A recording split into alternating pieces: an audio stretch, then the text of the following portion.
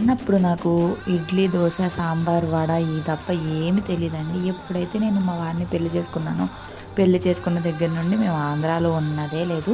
పూణే అని, north side అటు ఇటు తిరుగుతూ ఉన్నాము. అసలు ఒక్క 1 ఇయర్ కూడా కంప్లీట్‌గా ఎక్కడా ఉండేవాళ్ళం గాదు. అలా, అలా తిరుగుతూ ఉండేవాళ్ళం సాఫ్ట్‌వేర్ జాబ్ అయిపోవడం వల్ల. అలాగే ఇంకా ఇండోర్‌లో అయితే నేనిది నేర్చుకున్నానండి. ఇదొచ్చేసి దహీ బ్రెడ్ టోస్ట్. టేస్ట్ మాత్రం చాలా బావుంటుంది.